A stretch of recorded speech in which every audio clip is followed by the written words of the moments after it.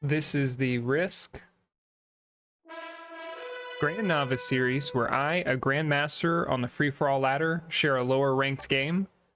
From this, hopefully more people will see the game of Risk, newer players can improve their play, and maybe we'll get to see some crazy plays. But the one thing you got to take from this is you don't have to be number one to have fun. So get out there, play Risk. We're all better for it when we go into a game of Risk with a good attitude. And the more of us that play, the more fun it is for everybody. So the black player does not ready up. They're going to be a neutral AI. This really is close to a truly novice series right now. It is open from novice to beginners. So everyone in this lobby is either a novice or beginner. We're not going to see anyone higher ranked. I'm playing later in the day, so there's more people on. And the black player here, being an AI, is going to just stack on their own territories. They're not going to attack. They're not going to fortify. And because they started the game as a bot, they will not, after 10 minutes, surrender. They will just continually stack. So if black is not removed from Africa early, it's going to be very hard for someone to take Africa. The same goes for Australia. The same goes for Europe and North America. But you'll see red, who has an amazing spawn for South America, doesn't have black in there, is able to take it turn one, is over attacking a bit. Probably shouldn't be making enemies that they don't need right now, but newer to the game, maybe not aware. So having a 4-guard on each side, the person who would break that is orange on the top, but they've already had their turn, so we'll see if they will get to hold, although orange could break it if they get 3 troops and they roll a 5-on-4. I just don't see that happening. Purple could, because they're going to get extra troops for being the last person to take a turn in the first round. So 5 plus whatever troops they're going to get is definitely going to be enough to take out a 4 and break South America if they want to do that. Looks like blue here is deciding that they are going to go for Australia, stacking troops down there. They really need to remove that black bot here. So in the Risk Grandnovice series, we try to remove ourselves from the game early so we can spectate and we can watch a lower ranked game played as lower ranked players play it.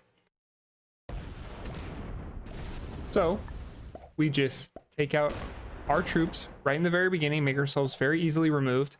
Risk does not have a spectator option. So as far as not having to join a game first and then lose. Afterwards, there's a spectator option, which is what we're going to take advantage of after we're removed. But until then, we get to just watch the game as it is here. So the black player, being a neutral bot, you see just stacks on the territories and then passes their turn. That will continue to happen. The blue player, very fortunate that it does not stack any of its troops in Australia, and the blue player should be able to take that fairly early. And what's very cool is this 5 right here is going to be like a little blizzard. It's going to protect the blue player as they come out, and they're going to be able to stack on China here after they take this area. But we'll see if the purple player wants to contest that. Does the purple player want to break into South America? Really, they have so much to do, or so many opportunities to do different things right now. I wonder what their first choice is going to be, because they started their troops here being the last in turn order with 6. See, they get a bonus 3 troops for being last in a turn order, so 3 plus 3 equals 6. What are they going to do with it? We'll see. It looks like they're going to put troops in Africa. Are they going to choose to work their way towards Africa? Hopefully not contesting the orange player for this, who had a 9 and 3 stack. Not only has a 9 stack in Africa, if everything goes according to plan, everybody's able to work together, the orange player will be able to take Europe after a very long time because of the neutral AI, and the purple player should pretty soon be able to take Africa.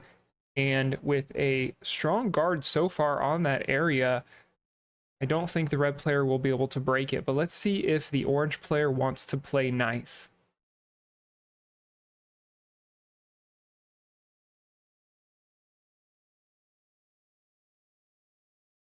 Orange player not playing at all so far. Not doing anything. Gives me an opportunity to take a drink of my carbonated beverage.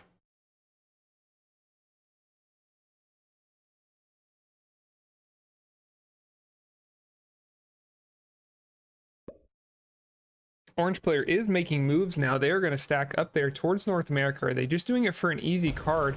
No, they're not, because they're not going to utilize those troops. Those troops are kind of,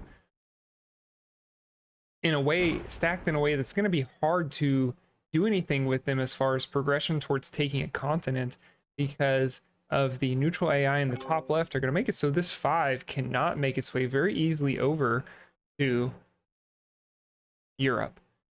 And so what the orange player does is they really, unfortunately, their early 9 stack that kind of made them uncomfortable for others to hit and gave them a lot of opportunity for movement, possibly could have been an even bigger stack if they had added those troops to that territory instead of in the top left there, on which is now a 5, maybe spreading out here, trying not to be easily taken out by putting some troops in Alaska. But they do make their way over to Australia, which is a bit suspicious. And the red player also making their way towards Australia is not making their South America any stronger, which I think is very interesting, because really at the purple player's mercy. Is the purple player going to play nice and take Africa, or are they going to break South America, which they could easily do, and the red player would have no way to retaliate?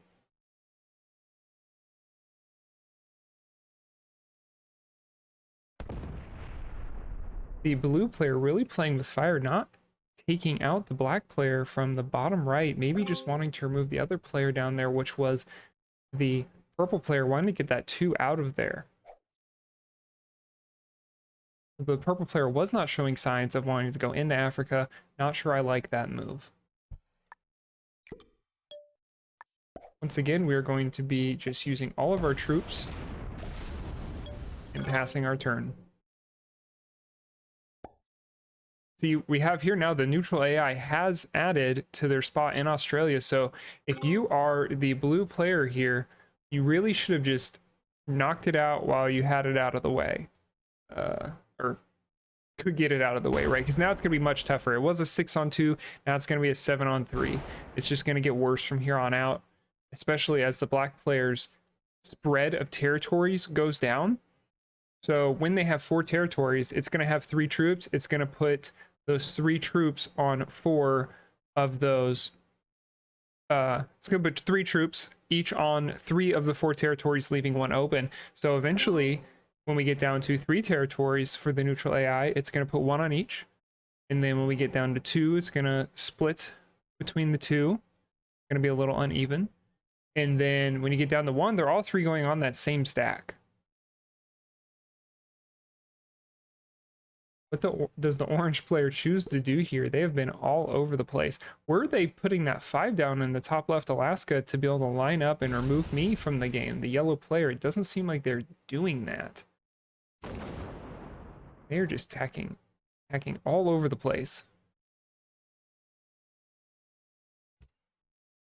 Maybe feeling a bit disheartened that they that neutral AI was in Europe, making it hard for them to take anything. It really has shaken up the game here. I would have liked to see red doing much more. When we look at the troop count, they have 25 troops, which puts them, you know, over the next person. This person, the neutral AI, who hasn't done anything, hasn't taken their turn yet. So really, if we subtract the troops that they just got, which, how many troops did they just got? They just got 5. Did they just get, you know? So if you take that 5 away, it was 20. They were pretty much even with the neutral AI, who has done nothing but stacked on itself. So they have not been using that bonus 2 troops. Let me go back to that. They have not been using those bonus 2 troops for occupying South America very well. Not very well at all.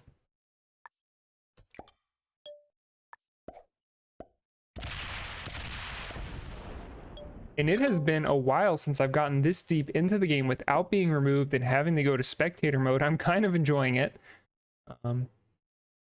It's almost as if the players either realize I'm not worth the cards to go quickly into me.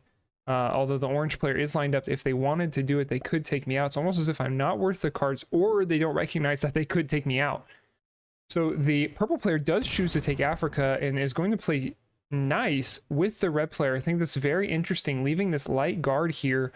I'm not sure I like it, but putting the 15 here, this is a sign that they're actually a decent player, or at least more decent than someone who has just shown up and knows nothing about the game. So this stack right here is saying, if you break me, red, I can retaliate. But if you're going to break me anyway, I'm only going to lose 2 troops. Unfortunately, that threat stack isn't very threatening to people who have nothing to lose. So the orange player does break that. I think that in this case, a medium guard would have been much better for the purple player, but they go with the light guard, and the less than 100% roll on purple stack does work, and the purple player is now without a bonus.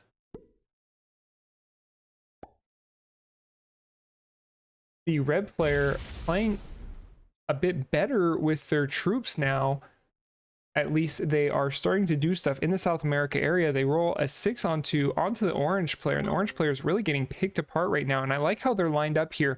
Basically, if the blue player takes, and we see now that 2 is turned into a 4, so it's just getting worse for the blue player. If the blue player actually chooses to take Africa and doesn't use a trade to make it strong enough to hold, sorry, not Africa, Australia. They take Australia and they don't leave anything strong enough right here to hold Australia without being broken by this 10, plus the bonus troops from red, plus a possible trade. They're not going to hold it. So this 10 right here is basically saying, if you take Australia, I'm taking you. Now let's remove our troops from the game here again.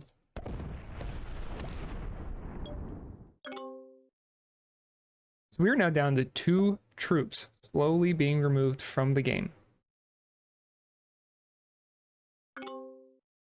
We are now, should be, in a higher level game, entering the mid game, where people have established what their continents are. We have seen who's going to fight for what, and we start moving from the early game into the mid game, and then from the mid game we start looking at removing other individuals and going into the late game. But that is just not happening here, which is okay.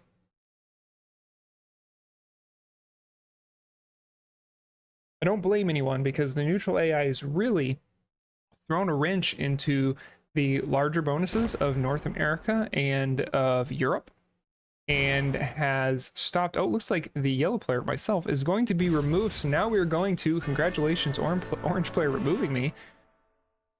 Now we're going to be going to the spectator mode that we get to view after we've been removed from a game.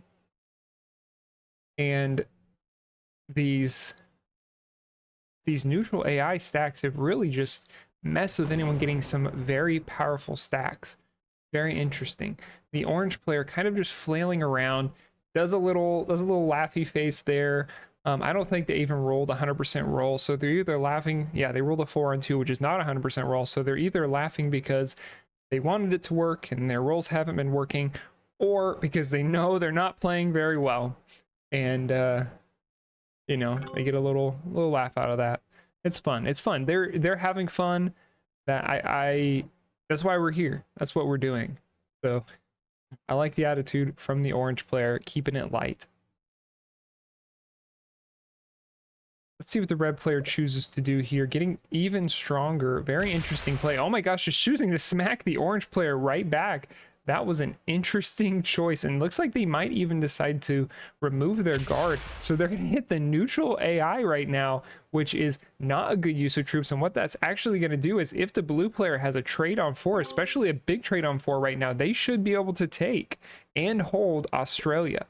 So the patience from the blue player could be paying off right now. So they do not have a trade, or at least they don't use it on 4, and they roll into the 1 and then into the 2 with a 6. So what they should have done first is roll the 6 into the 2, which is 100% roll. And but but maybe the blue player being cautious because the red player is going to have a trade plus a bonus to be able to hit back. So maybe taking that risk there was worth it to ensure that they hold Australia. Really fortunate from the blue player that the red player chose to hit the black player. Let's see what the purple player chooses to do here. They have put up that medium guard here like I suggested, and they have held their bonus ever since. But trades on 5 are going to be coming through from all of our active players. Is anyone going to choose to break that? And what is the purple player going to choose to do now that they've established themselves? Are they going to make enemies? Are they going to hit the neutral AI? Are they going to lock their stack? I think it's very likely they're at least doing that. See what they choose to do. It's interesting right now because the position they're in, they actually don't have to lock their stack. And what they do, if you look, so they've put their stack right here, which if no one opens it, they can't do anything with it. So it's essentially 18 useless troops right now as far as ability to be active on the board. And I think leaving your troops in Southern Europe right here actually is still a threat stack for Africa. And you don't see that a lot because normally the Africa player and the Europe player are established. So that hasn't happened. And what the purple player could have done is left their stack right here, because if they were broken right here, they can still come back. If they are broken right here, because they had access through this way, if someone were to break them through here, they could have come back down and around. The orange player just hitting the purple player, coming through and hitting the red player and getting a good roll. So the red player and the purple player left without bonuses, but the purple player in a much better position because they have not been throwing their troops away. And when I say a much better position, you might be saying, okay, well, one has, they both have trades coming up. It'll be easy for the red player to reestablish their bonus, but the red player using their trade is up to 23 troops, while the purple player is up to 23 pre-trade and their next turn. So the red player really blowing that turn 1 huge advantage they have. What are they going to do now? Are they going to hit the orange player back? The orange player has been such a nuisance, has made no friends. So I think the orange player is next to be eliminated. The blue player over there, we have not pointed out, has trapped their stack, but they're going to have a trade right now, and they get 6 troops, it looks like. 3 for their turn, and bonus 1 for holding between 12 and 14 territories, and 2 for holding Australia. So they're coming in. They have a big trade right now. What are they going to choose to do with it?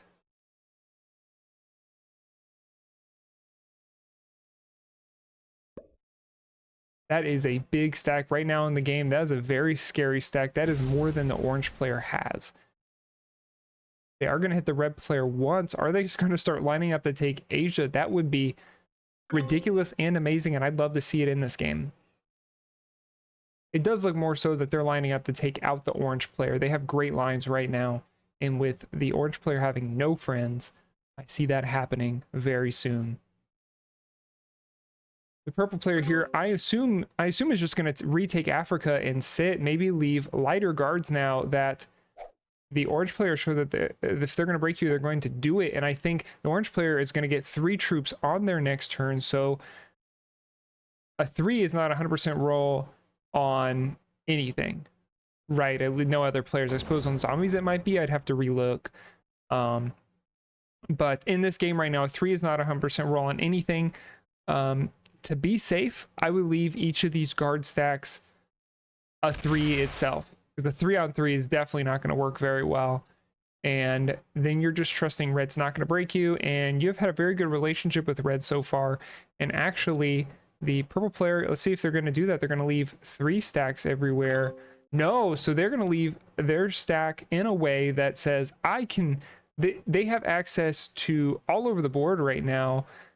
If they really want it, they're going to have to go through orange to hit blue. But really, they're in such a strong position right here. I really like how they've been playing.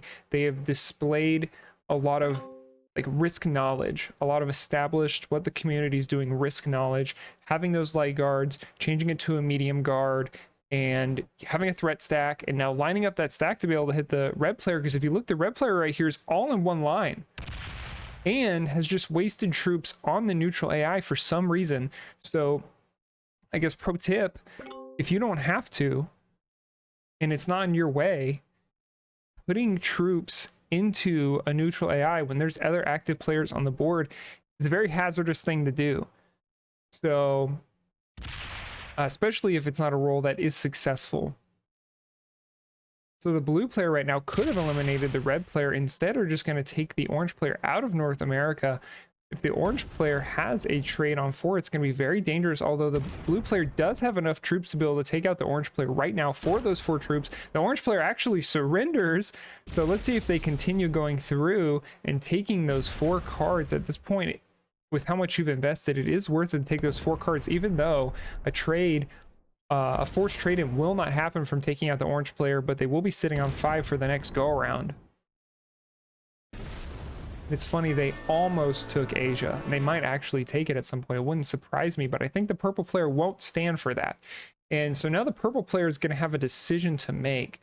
Do I hit the blue player, or do I hit the red player, remove the red player from the game, get a forced trade in, and then go into the 1v1 with blue, or I do nothing and see what the blue player chooses to do with their big advantage from the next round, from the next turn.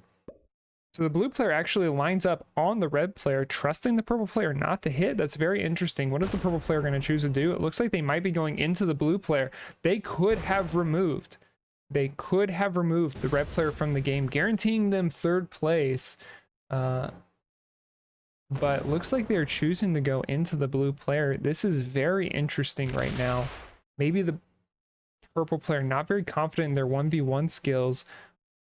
Are they going to choose to go all the way into Australia? I mean, if you're going to hit your opponent, you may as well, though your opponent has 5 cards right now, a guaranteed trade-in coming up, very dangerous, and you're trusting that the red player is going to understand what's happening, slow rolling the stack right here. I think it's 100% roll, so this is not necessary, but what are you going to do here? I think tip to the purple player, you did not need to slow roll this. Just take the roll. You're running out of time with the 90-second turn timer. Split off a few, maybe no. So maybe the purple player is just going to choose to reestablish themselves in Australia, which would be very interesting to me, giving up Africa to the red player. I think the red player would push out into that because I don't think the red player really has a concept of what's going on. And right now the purple player looks very scary when it's really the blue player who's the scary one lined up on the red player. If the red player doesn't have a trade on 3, I think the blue player takes the red player out and goes into the purple player with the 1v1, not including the neutral AI. And that's what I would suggest the blue player does right now if the red player doesn't have a trade on 3. What would be very interesting is if the red player chose to bot out right now, this 10 would be trapped and have to go through a neutral AI to hit the other active player. So the red player, not understanding that the blue player is the threat, is going to go into the purple player, opening up the purple player's stack, and setting themselves up to possibly be removed depending on the size of the trade-in coming in from the blue player. Let's see what it looks like. It is going to be a big trade-in, and actually the blue player, not going to take out the red player, is just going to reestablish their Australia. I actually quite like this because right now this 15 stack cannot retaliate. It can't retaliate into the blue player, so the blue player is going to hold this for at least one more turn. If the purple player chooses to retake Africa, they're going to be reopening up that 13 stack from the red player, who's about to have possibly a trade on 4, definitely a trade on 5. So let's see what the purple player chooses to do. They are in a tough spot right now.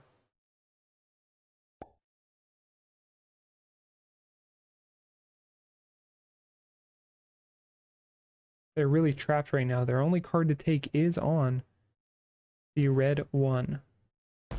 And they do choose to take it. Where are they going to leave their stack, though? This is a very dangerous moment, because if they leave their stack there and the red player chooses to hit the purple player, okay, so they do choose to move their stack. Are they splitting, or are they fully moving out of the way? If you expect the red player to break you, which I would, just move that 17 completely out of the way. Move it somewhere else.